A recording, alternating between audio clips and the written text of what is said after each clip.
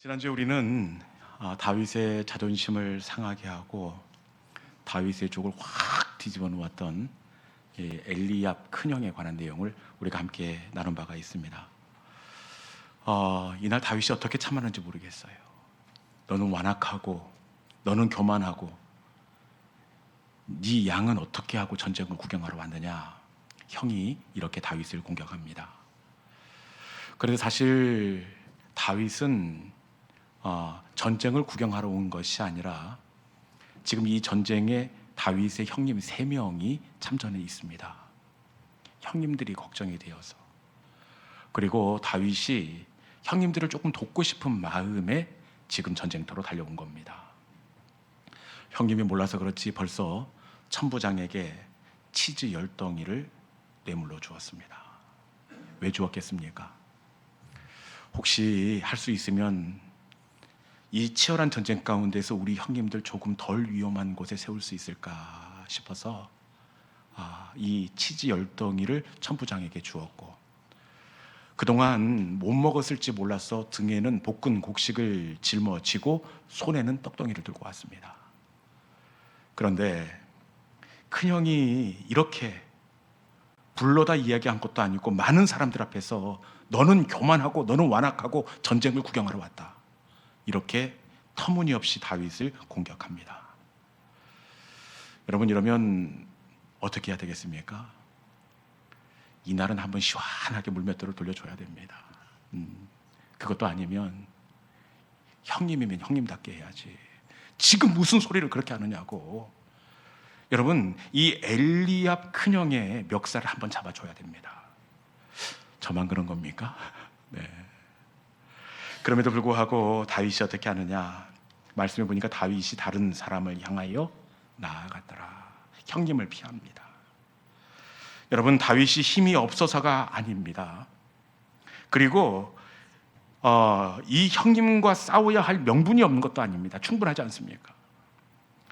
그럼에도 불구하고 다윗이 엘리압과의 싸움을 피했던 그것은 바로 그가 하나님의 사람이었기 때문입니다. 하나님의 사람이었기에 자존심도 내려놓고 억울한 마음도 내려놓고 큰형 엘리압과의 다툼을 피했던 겁니다. 여러분, 성숙한 하나님의 사람은 싸워야 할 때인지 피해야 할 때인지를 정확히 아는 사람입니다. 지금 싸워야 될 때인지 적군인지 아군인지 이것을 정확하게 파악할 줄 아는 사람이 성숙한 하나님의 사람입니다. 그런데 어린아이들의 특징은 뭡니까? 아무하고나 싸움입니다. 형하고도 싸우고 동생하고도 싸우고 엄마하고도 싸우고. 어린아이들의 특징은 아무하고나 싸웁니다. 그런데 성숙한 하나님의 사람은 싸워야 할 사람인지 덮어줘야 될 사람인지를 정확히 아는 사람입니다. 여러분, 아내가 잔소리를 한다고 이거 싸워야 할 사람입니까? 덮어줘야 할 사람입니까? 속으로만 대답하십시오. 네. 사춘기 자녀가 속을 긁어놓는데 이걸 뒤집어 엎어야 됩니까? 참아주고 기다려야 됩니까? 여러분, 성숙한 하나님의 사람은 내가 하나님의 사람이기 때문에 억울하고 속이 뒤집혀지지만 영적인 뒤에 기다리고 있는 승리를 위하여 그 엘리압을 피하는 사람, 이 사람이 바로 하나님의 사람입니다. 이 시간 우리 가운데 싸워야 될지 피해야 될지, 덮어줘야 될지 싸워야 할지, 이것을 잘 구별하는 성숙한 믿음이 생겨나는 저와 여러분 될 수 있기를 주님의 이름으로 축원합니다. 오늘 우리가 나누게 될 말씀은 이 큰형 엘리압과의 다툼을 피해서 이제 본격적인 싸움을 벌이고 있는 그 시간을 배경으로 하고 있습니다. 큰형 엘리압과의 싸움을 피하고 다윗이 드디어 골리앗과의 전쟁을 치르게 됩니다. 여러분, 다윗은 호언장담을 합니다. 너는 칼과 단창으로 내게 오지만 나는 만군의 여호와의 이름으로 내게 가노라. 내가 골리앗과 블레셋 군대를 죽여 공중의 새의 밥으로 주겠다. 이게 뻥을 쳐도 너무 세게 친 거 아닌지 몰라요. 아주 호기롭게 이렇게 호언장담을 하는데, 이것을 지켜보는 3명의 형들도 걱정이 되었습니다. 사울 왕도 걱정이 되고 사실은 저도 걱정이 됩니다. 왜냐? 이 다윗과 골리앗을 아무리 비교해봐도 이것은 싸움의 상대가 되지 않습니다. 벌써 키와 용모를 봐도 어떻게 됩니까? 골리앗은 그 키가 6규빗 1뼘, 3m에서 조금 빠지는 키입니다. 그리고 다윗은 42절에 보면 젊고 붉고 용모가 아름답더라. 애기입니다. 약 14세, 15세 정도. 골리앗은 3m. 그리고 손에 들고 있는 무기를 봐도 이건 비교가 안 됩니다. 골리앗의 머리에는 투구를 쓰고 있습니다. 온 몸은 비늘 갑옷을 입고 있고 그의 다리에는 노수로 만든 각반을 차고 그가 들고 있는 창은 600세겔입니다. 그리고 골리앗 혼자만 나온 줄 알았더니 이 골리앗 앞에 말씀을 보면 방패 든 자가 맡고 있습니다. 반면에 다윗의 무기는 손에 막대기를 들고 있고 다른 한 손에는 물매를 들고 있더라. 이게 싸움이 되겠습니까? 그리고 결정적으로 싸움이 안 되는 이유가 있는데 다윗이 군인입니까? 목동입니까? 목동입니다. 반면에 골리앗은 블레셋 나라의 전쟁 영웅입니다. 백전백승의 장수 중에 장수입니다. 이것은 계란으로 바위를 치는 정도가 아니라 말이 안 되는 싸움이지 않습니까? 누가 봐도 골리앗이 이겨야 합니다. 그럼에도 불구하고 어떻게 되느냐? 잘 아는 결론이지만 읽어봐야죠. 이 싸움에서 누가 이기는지 사무엘상 17장 50절에 있는 말씀 같이 한번 읽어보겠습니다. 같이 읽어볼까요? 자, 시작. 다윗이 이같이 물매와 돌로 블레셋 사람을 이기고 그를 쳐 죽였으니 자기 손에는 칼이 없었더라. 아멘. 이 싸움이 어떻게 되었습니까? 골리앗이 이긴 것이 아니라 다윗이 이긴지라. 다윗이 이겼습니다. 다윗이 이기자 이것은 단순히 다윗이 이긴 것이 아니라 이스라엘 군대가 전체가 이긴 게 되었습니다. 움츠려 들어있던 이스라엘 군대의 사기는 한순간에 하늘을 찌를 것 같습니다. 그리고 이 싸움 이후에 다윗은 많은 사람들에게 사랑받고 주목받는 민족의 영웅이 되었습니다. 그리고 이날 이후에 장가도 가게 되었는데 누구의 사위가 되죠? 네, 사울 왕의 사위가 되었습니다. 여러분, 이 놀라운 승리가 이날 찾아오게 되었는데 우리는 이날 갑자기 엘라 골짜기에서 이 승리가 만들어졌다 그렇게 주목을 합니다. 이날 다윗이 이긴 것 같습니다. 그런데 여러분, 다윗은 이날 이긴 것이 아니라 이 승리는 이미 오래전 아버지 이새의 양을 치던 그 들판에서부터 준비된 승리였다는 겁니다. 지금 골리앗을 이긴 것이 아니라 오래전 아버지의 양을 치던 그 들판에서 이 승리는 시작되었던 겁니다. 어떻게 할 수 있느냐? 사무엘이 사울을 대신하여 새로운 왕을 세우기 위하여 이새의 집에 찾아옵니다. 모든 형들은 어떻게든 이 경선에 통과하기 위하여 사무엘 앞에 줄을 섭니다. 옷도 갈아입고 목욕도 하고. 그런데 이때 다윗은 어떻게 하고 있느냐? 형들은 모두 경선을 준비하고 있는 이때에 다윗은 어떻게 하고 있느냐? 우리 사무엘상 16장 11절에 있는 말씀 같이 한번 읽어보겠습니다. 같이 한번 읽어볼까요? 자, 시작. 또 사무엘이 이새에게 이르되 내 아들들이 다 여기 있느냐? 이새가 이르되 아직 막내가 남았는데 그는 양을 지키나이다. 사무엘이 이새에게 이르되 사람을 보내어 그를 데려오라. 그가 여기 오기까지는 우리가 식사 자리에 앉지 아니하겠노라. 아멘. 여러분, 지금 다윗이 무엇을 하고 있습니까? 그는 양을 지키고 있나이다. 다윗은 어리다는 이유로 아버지의 부름을 받지 못하고 양을 지키고 있습니다. 어리다는 이유로 기회조차도 부여받지 못했으니 여러분 같으면 어떤 마음이 들겠습니까? 아니, 똑같이 공평하게 해야지. 어리다는 이유로 바로 위에 6째 형하고 나하고는 1살밖에 차이가 나지 않는데 그 1살 차이가 뭐라고 나는 양을 지키게 한다. 여러분, 이러면 양을 지켜야 됩니까? 아니면 꼴통을 부려야 되겠습니까?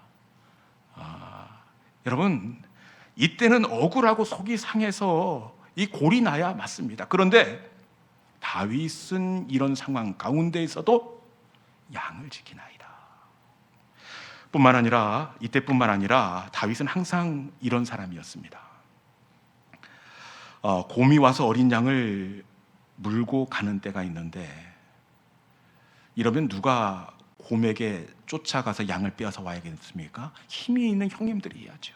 그런데 이때도 늘 다윗이 쫓아가 곰의 입을 벌리고 곰의 수염을 잡고 곰과 싸웁니다. 여러분, 다윗의 승리는 오늘 엘라 골짜기에서 만들어진 것이 아니라 이미 오래전 아버지 이새의 양을 치던 들판에서부터 준비되었던 겁니다. 사랑하는 여러분, 승리는 절대로 지금 만들어지는 것이 아닙니다. 오늘의 승리는 오늘 만들어진 것이 아니라 이미 어제 만들어진 것입니다. 어제를 이긴 사람이 오늘을 이기고 오늘을 이긴 사람이 반드시 내일의 골리앗을 쓰러뜨릴 수가 있습니다. 승리는 절대로 순간적으로 만들어지는 것이 아닙니다. 이 건강도 마찬가지입니다. 건강도 지금 만들어지지 않습니다. 혹시 들어보셨는지 모르겠는데 서울대 재활의학과 정세희 교수라는 분이 계십니다. 요즘 한창 이 달리기로 뜨고 있는 교수님입니다.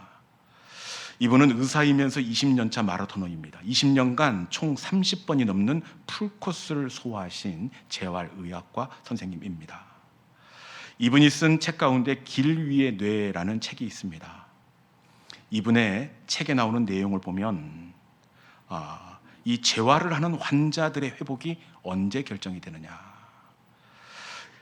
정세희 교수의 이야기에 따르면 환자의 회복은 아프기 전에 이미 결정된다. 이렇게 이야기를 합니다. 아프기 전에 환자의 회복은 이미 결정이 된다. 이렇게 이야기합니다.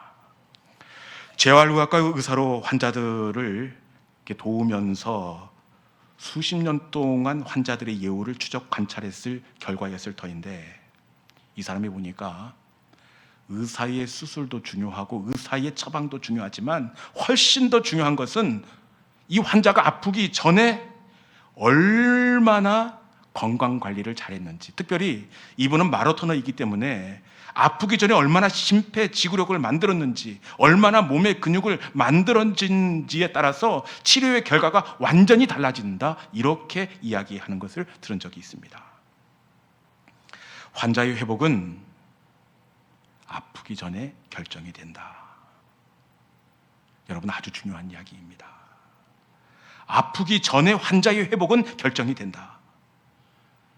그런데 사실 믿음도 마찬가지입니다.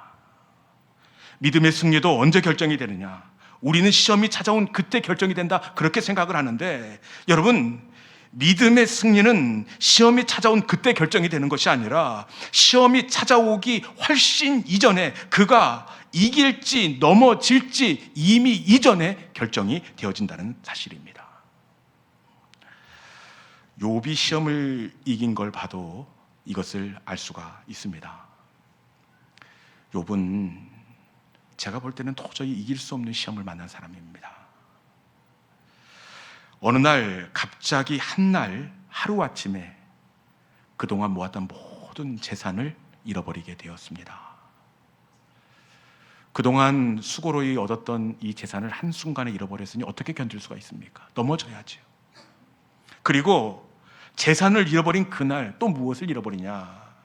갑자기 대풍이 불어오더니 왜 지붕을 들었다 놨는지 모르겠어요. 그런데 지붕을 들었다 놨는데 그 집에 10남매가 함께 모여서 점심을 먹고 있었습니다. 여러분, 그러니 어떻게 되었겠습니까? 전 재산을 잃어버린 그날 10남매가 같은 장소에서 죽게 되었습니다. 그리고 그의 몸에는 악성 피부 종양이 걸려서 주변 사람들이 알아보지 못할 정도로 몸에 병이 들었습니다. 이 정도 되면 아내의 말대로 하나님을 저주하고 죽어야지요. 그럼에도 불구하고 여러분, 욥이 어떻게 합니까? 욥이 이 모진 바람을 다 견딥니다. 도대체 어떻게 이 모진 바람을 욥이 견딜 수가 있었느냐? 우리 욥기 1장 5절에 있는 말씀 같이 한번 읽어봅시다. 욥이 이날 이 바람을 이길 힘을 낸 게 아니더라고요. 욥기 1장 5절 한번 읽어봅시다. 자, 시작.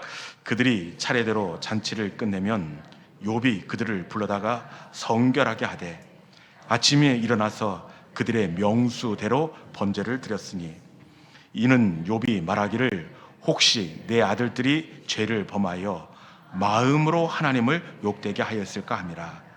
욥의 행위가 항상 이러하였더라. 아멘. 여러분, 욥이 아이들이 그 함께 모여서 잔치를 하고 난 다음 날에 어떻게 했는지를 보여주는 대목입니다. 아이들이 잔치를 하고 나면 그 다음 날 욥이 번제를 드립니다. 번제를 드린 이유는 혹시 아이들이 알지 못하는 사이에 하나님의 마음을 아프는 이야기를 했을지, 또 하지 말아야 할 내가 모르는 죄를 범했을지 모르기에 아이들을 대신하여 아침에 하나님 앞에 번제를 드리는 내용입니다.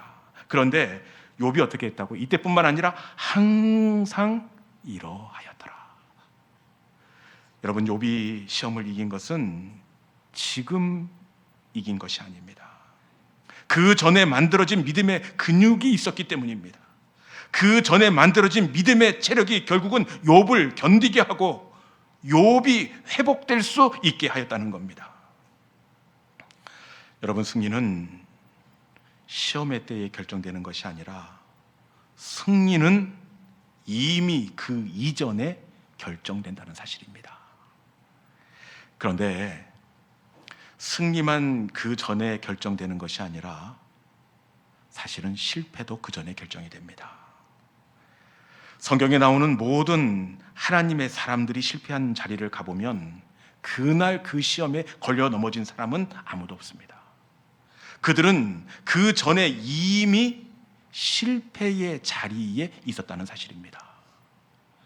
삼손이 머리가 잘리고 두 눈이 뽑히고 블레셋 사람들 앞에서 곰처럼 제주를 넘어야 했습니다. 그런데 이런 삼손의 실패가 언제 시작이 되었느냐? 이날 블레셋에게 붙잡혀 실패한 것이 아닙니다. 삼손의 실패는 이미 드릴라의 무릎을 베고 있는 그때에 그의 실패는 시작되고 있었습니다. 가룟 유다를 봐도 마찬가지입니다. 가룟 유다가 예수님을 배신하고 예수님을 십자가에 팔아 넘기는데 이건 역시 그날 갑자기 돈에 욕심이 나서 유다가 예수님을 배신한 것이 아닙니다. 그가 언제부터 넘어지기로 작정되어 있었느냐?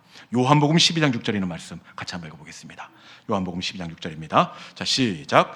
이렇게 말함은 가난한 자들을 생각함이 아니요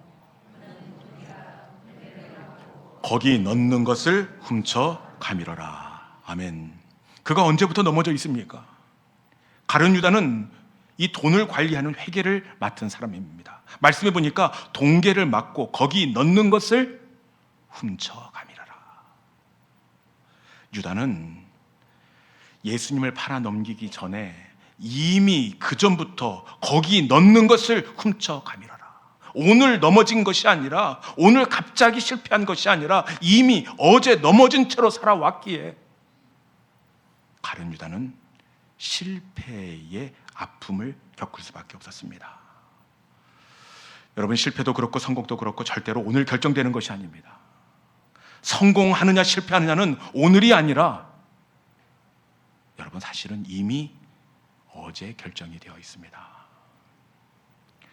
제가 이렇게 말씀드리면, 목사님, 저는 그러면 더 이상 소망이 없는데요, 목사님 말씀대로라면 어제 그 모습이 나의 오늘을 결정한다고 하는데, 어제의 나, 그게 내 미래가 된다면 이거 정말 소망이 없습니다. 나는 어떻게 해요? 이렇게 낙심할 수가 있습니다. 그런데 여러분, 그렇지 않습니다. 어제가 오늘로 이어져 우리의 성패를 결정했다면, 어제가 오늘의 성패를 결정했다면, 여러분, 오늘 이 시간은 어디로 이어져 있겠습니까? 오늘은 우리의 내일로 이어져 있습니다. 그렇기에 여러분, 오늘을 바꾸면 우리의 내일도 바뀌게 될 줄로 믿습니다. 우리의 미래는 바로 오늘이 결정을 합니다. 오늘 건강을 심는 사람은 내일 건강할 수 있고, 오늘 감사를 심는 사람은 감사의 열매를 거둘 수 있고, 오늘 기도를 심고 오늘 믿음으로 살기로 다짐하는 사람은 아름다운 믿음의 사람이 될 수가 있습니다. 여러분, 오늘을 바꾸면 내일에 바뀐 우리를 만나게 될 줄로 믿습니다. 그렇기에 하나님은 항상 어디에 관심이 있느냐? 하나님은 우리의 과거를 바꾸지 않습니다. 그렇다고 우리의 미래를 바꾸시지도 않습니다. 하나님은 어디를 바꾸시느냐? 하나님은 항상 지금 오늘을 바꾸시는 하나님이 되시는 줄로 믿습니다. 갈대아 우리에 있던 아브라함이 믿음의 조상이 되게 하십니다. 그런데 하나님께서 어디를 바꾸십니까? 하나님은 아브라함의 오늘을 바꾸십니다. 오늘 본토 친척 아비짐을 떠나라. 오늘 떠나게 하심으로 마침내 그가 믿음의 조상이 되게 해 주셨습니다. 하나님은 미래를 바꾸시는 분이 아니라 오늘을 새롭게 바꾸시는 분입니다. 하나님이 오늘을 바꾸시면 우리의 미래도 달라지게 될 줄로 믿습니다. 오늘은 오늘로 끝나는 것이 아니라 오늘은 내일로 이어집니다. 여러분, 오늘 제약을 끊고 오늘 믿음으로 살기로 다짐하는 믿음의 성도들이 될 수 있기를 주님의 이름으로 축원합니다. 이제 말씀을 마무리하겠습니다. 다윗이 골리앗을 이기고 민족을 구원할 수 있었던 엘라 골짜기의 승리는 그 골짜기에서 그날 만들어진 승리가 아니었습니다. 그 승리는 이미 아버지 이새의 집에서 시작되고 있었습니다. 승리는 오늘 만들어지는 것이 아니라 어제의 승리가 오늘로 이어지게 되어 있습니다. 어제의 승리가 오늘로 이어집니다. 마찬가지로 우리의 오늘은 우리의 내일로 반드시 연결된다는 사실입니다. 오늘 우리의 믿음이 내일을 결정하고 오늘 우리의 감사가 내일을 결정합니다. 그렇게 사랑하는 여러분, 오늘을 바꾸십시오. 하나님은 오늘 저와 여러분에게 지금을 바꾸라 말씀하십니다. 우리가 오늘을 결단하고 오늘을 새롭게 하면 하나님은 반드시 우리의 미래를 책임져 주시겠다, 그렇게 약속해 주십니다. 이 시간 미루지 마시고 우리의 미래를 지금 은혜의 삶으로 결단하고 다짐하는 저와 여러분 될 수 있기를 주님의 이름으로 축원합니다. 이 시간 주신 말씀을 기억하면서, 주님, 오늘의 나는 어제의 내가 흘러와 오늘의 내가 되었다, 이렇게 말씀하시는데, 마찬가지로 오늘의 나는 내일의 미래의 내가 된다, 이렇게 도전하십니다. 이 시간에 말씀을 붙잡고 지금 이 시간에 우리의 미래를 결정하는 결단과 다짐이 있게 하여 주시옵소서. 우리가 오늘 결단하고 오늘 다짐하고 우리가 눈물로 하나의 씨앗을 심으면 우리의 미래를 하나님께서 책임져 주시겠다, 그렇게 약속해 주십니다. 하나님, 이 시간 말씀을 붙잡고 많이 부족하지만 여전히 흔들리지만 제가 하나님의 사람으로 서기를 지금 다짐하고 결단합니다. 주님, 제가 믿음의 사람으로 서기로 오늘 다짐합니다. 오늘의 다짐이 내일의 나무가 되게 하여 주시옵소서.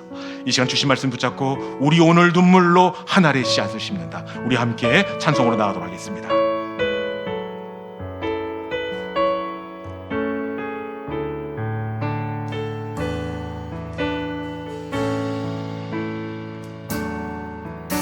우리 오늘 눈물로 하늘의 씨앗을 심는다. 꿈꿀 수 없어 무너진 가슴에 저들의 푸른 꿈 다시 돋아나도록 우리 함께 땀 흘려 소망의 길을 만든다. 내일로 가는 길을 찾지 못했던 저들 노래하며 달려간 그날의 우리,